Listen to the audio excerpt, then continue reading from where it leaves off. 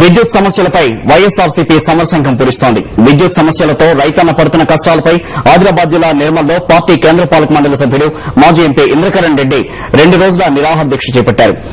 ముఖ్యంగా ఆంధ్రప్రదేశ్ రాష్ట్రంలో విద్యుత్ శక్తి గతంలో ఎప్పుడు చూడని విధంగా రోజుకు గ్రామీణ ప్రాంతాల్లో పొద్దున 6 గంటల నుంచి సాయంత్రం 6 గంటల వరకు 12 గంటల పవర్ కట్ చేస్తూ రాత్రులు కూడా ఎన్నోసార్లు కరెంటు అప్రకటితంగా తీసేస్తూ జరుగుతున్నది.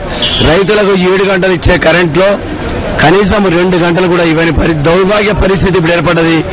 రైతులు పూర్తిగా నిస్సహాయ స్థితిలో పడిపోయారు. పెట్టుబడి పెట్టి పూర్తిగా నష్టంలో మునిగిపోయే పరిస్థితి ఏర్పడిపోయింది. ఈ ముఖ్యమంత్రిగా సమయం దొరకడం లేదు.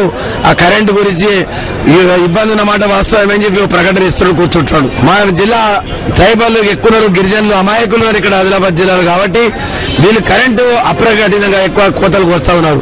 దాన్ని 7 గంటలకు ఖచ్చితంగా కరెంటు ఇవ్వాలా, వేరే జిల్లాలకు ఏ విధంగా ఇస్తున్నారు జిల్లాకు అదే విధంగా ఇవ్వాలి, పెంచిన బిల్లులు వెంటనే తగ్గించాలి, రైతులకు పంట నష్టపరిహారం ఇవ్వాలి. ఈనాడు దౌర్భాగ్య పరిస్థితిలో ఈ ప్రభుత్వం 34,000 కోట్ల రూపాయలు పన్నులు వేసినప్పటికీ కూడా, ఛార్జీలు పెంచినప్పటికీ కూడా గ్రామీణ ప్రాంతాల్లో 12 నుంచి 15 గంటలు కరెంటు లేని పరిస్థితి ఏర్పడింది.